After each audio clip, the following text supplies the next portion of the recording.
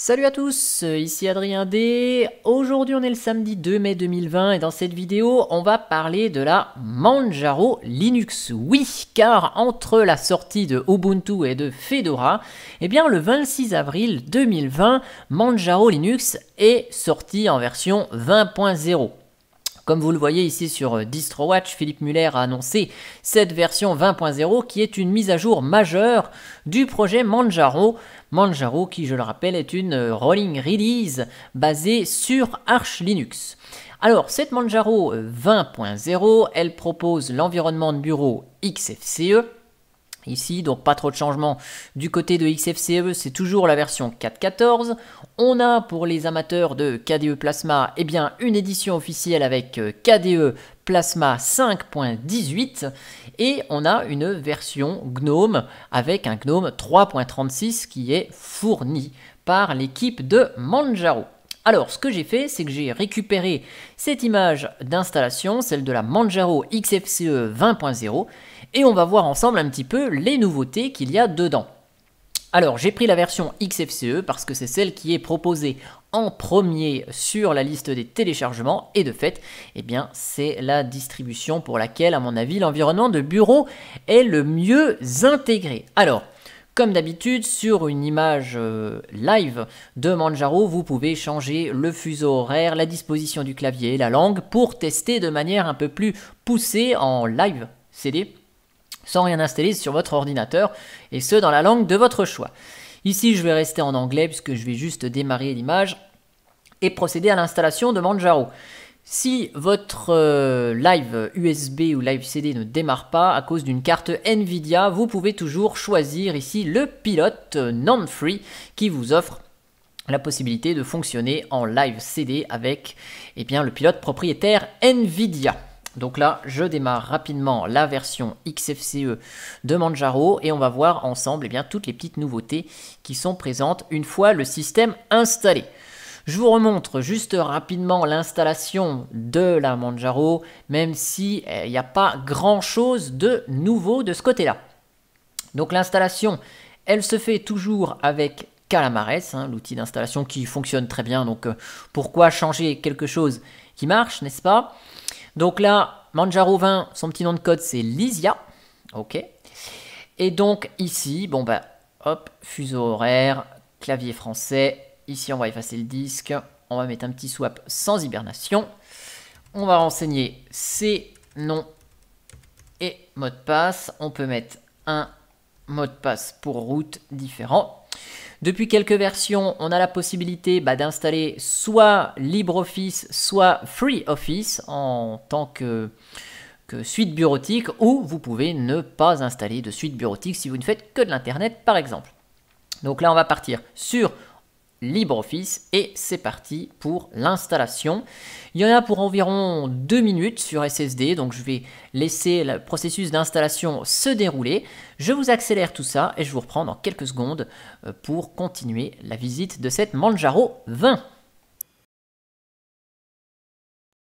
Voilà, donc l'installation est déjà finie. Je me suis laissé surprendre par la fin assez rapide de l'installation. Et donc, on va voir ensemble les petites nouveautés et ce qu'il y a de beau dans cette Manjaro 20. Alors, dans cette Manjaro 20, il y a eu un retravail sur le thème et l'apparence. Chaque nouvelle version de Manjaro change un petit peu le thème pour offrir quelque chose d'un petit peu différent sur le plan graphique. Et on va voir que c'est, ma foi, pas mal du tout, même si personnellement je n'aime pas trop la couleur verte, je me rends compte que le thème est quand même bien soigné et il est plutôt agréable.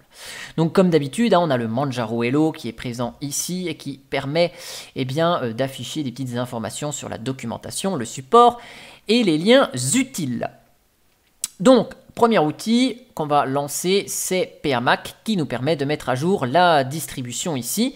Donc ce logiciel, il est simple, rapide, efficace, clair, c'est mamma mia. Pour moi, c'est le top du top des logiciels graphiques pour la gestion des logiciels. Il surpasse largement DNF Dragora. On aurait ça sur Calculate Linux, ce serait trop de la balle. Et franchement, ce logiciel, il est génial. Il y a tout ce qu'il faut, on y reviendra un tout petit peu plus tard, je le réduis. Comme d'habitude, quand on installe une Manjaro, une des premières choses à faire, c'est aussi d'installer via le Manjaro gestionnaire de paramètres, eh bien, les paquets linguistiques manquants, où on peut cliquer sur la petite notification ici. Donc là, on va installer rapidement les paquets de traduction manquants via un simple clic ici, bim, bam, boum. Donc, une fois que ça c'est fait, on va regarder rapidement donc, au niveau de ce thème que, bon, personnellement, je trouve plutôt réussi. Ce mix de clair et de sombre, je le trouve honnêtement très bien réussi.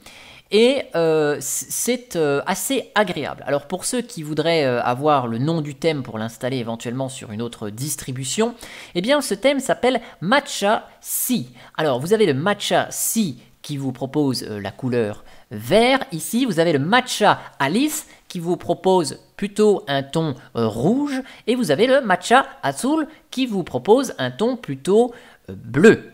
Et donc vous avez ces déclinaisons ici du thème, aussi bien avec un thème à moitié clair et les barres de menu foncées, soit vous avez ce thème complètement foncé, donc là je vais laisser sur le si ici, et vous avez la possibilité d'avoir le thème totalement clair de la même manière.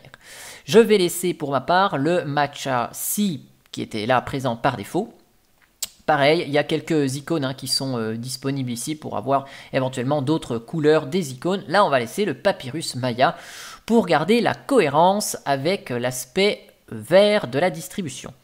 Et côté gestionnaire de fenêtres, ici, c'est le Matcha Si. Donc pareil, de la même manière, vous pouvez changer la disposition et la coloration du contour des fenêtres. Voilà, donc je vais rester avec le Matcha Si ici. Donc ça, c'est vraiment un thème qui est, ma foi, fort bien réussi. Alors, histoire de voir rapidement combien consomme le tout à vide, je vais redémarrer rapidement la machine pour pouvoir lancer un petit htop et vous donner une estimation de combien prend cette Manjaro XFCE au démarrage sans aucune application lancée ou exécutée. Alors, hop, on va laisser ça. On va voir après les nouveautés qui sont offertes, bien évidemment, juste après ce petit test de mémoire. Donc, je vais lancer ici htop qui est déjà préinstallé, c'est fabuleux. Et donc, on a ici quelques 550 mégas, entre 500 et 550 mégas, voilà, je vais y arriver, de mémoire vive consommée au démarrage. Voilà, donc c'est relativement léger par rapport à du GNOME. C'est un petit peu plus lourd pour du XFCE, mais on a vraiment tout ce qu'il faut là-dedans. J'en profite que le terminal est ouvert pour vous faire un petit unem-a et vous indiquer qu'on utilise dans cette version 20 le noyau 5.6 par défaut. Donc c'est assez formidable, comme ça au moins si on a du matériel récent +++, eh ben on a de la compatibilité +++.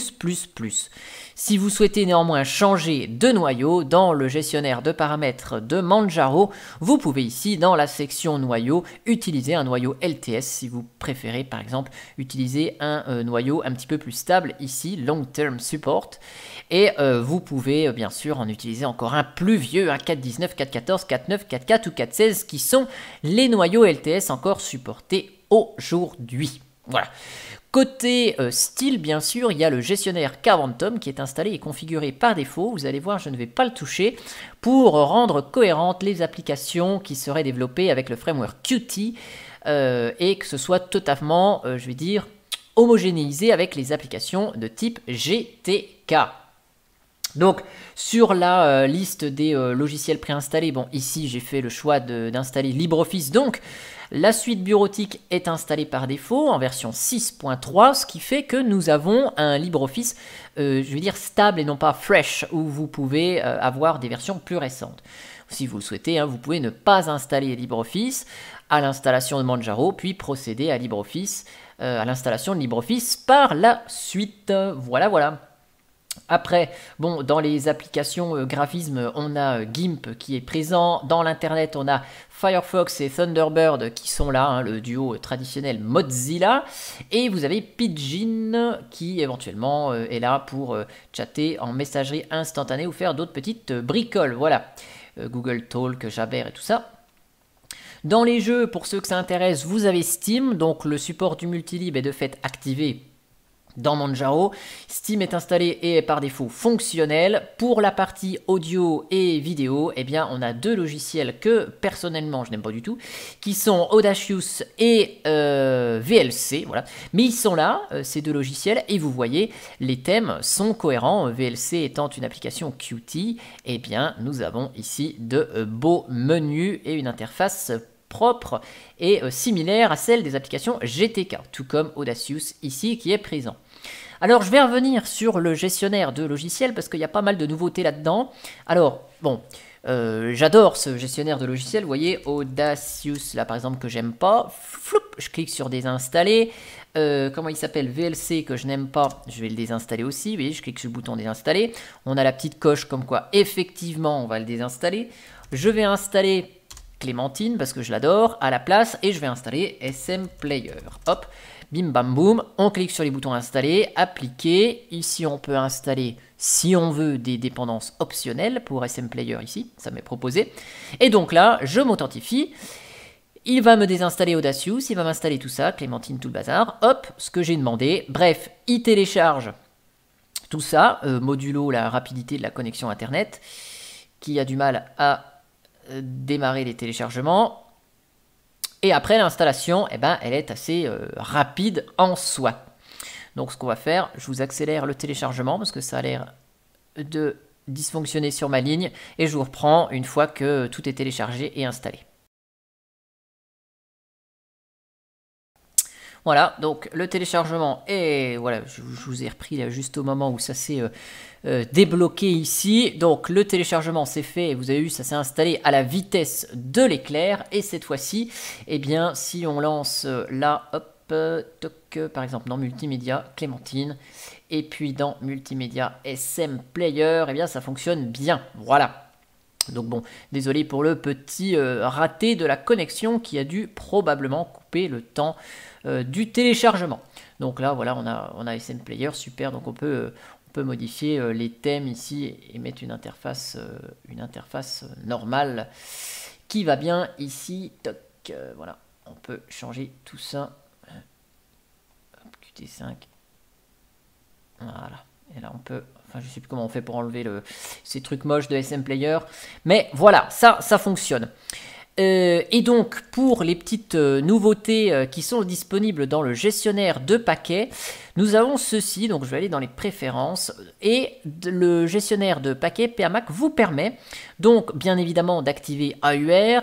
Donc, à utiliser avec précaution, évidemment, AUR, puisque c'est noté ici, c'est maintenu par la communauté. Donc, ça ne passe pas entre les mains de l'assurance qualité de Arch Linux. Cependant, il y a des paquets que vous pouvez totalement utiliser, comme des navigateurs Internet divers et variés, par exemple.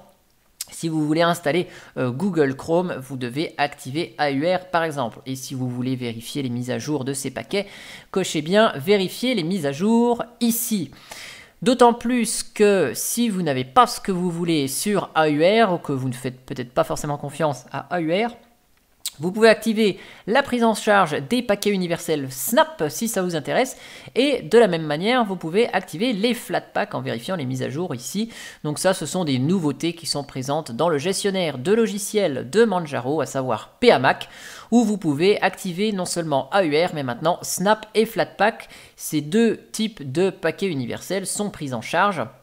Et donc, modulo une petite actualisation des bases de données. Donc, FlatHub est déjà préparamétré en cochant la case et en voulant faire du Flatpak. Et là, si je tape Clémentine, donc Clémentine qui est aussi bien en Snap qu'en Flatpak, ici, eh bien, vous pouvez installer un logiciel ici. Donc, Community, c'est celui qui est proposé, qui est installé ici. Et vous avez le Clémentine ici que vous pouvez installer en tant que Snap si cela vous chante. Et vous avez à votre disposition les Flatpak de la même manière. Donc, comme ça, si vous voulez, par exemple, installer Microsoft Teams, par exemple, et que vous ne voulez pas passer par le paquet AUR, ben, vous pouvez tout à fait passer par le FlatHub, par exemple, ici, Teams for Linux. Vous avez le Microsoft Teams, celui-là, c'est le original ici, où vous l'avez probablement en tant que Snap à votre disposition. Je ne sais pas trop où il peut être, mais voilà, ça peut permettre d'agrémenter la Logitech. et peut-être dans certains cas d'éviter le recours à AUR et préférer un paquet universel, pourquoi pas. Ça c'est selon vos envies. En tout cas, Manjaro vous offre la possibilité d'activer ceux de votre choix.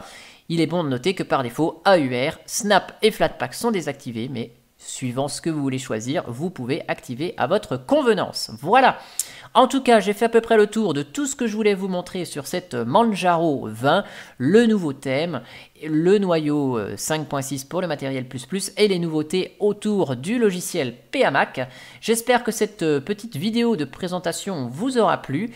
Après, je rentre pas dans les détails de ce qu'est Manjaro et tout ça, puisque ça ne change pas fondamentalement ce qui existait déjà précédemment dans la distribution Manjaro Linux. En tout cas, j'espère que cette vidéo, elle vous aura plu, et moi je vous dis à bientôt pour une prochaine vidéo. Allez, ciao ciao!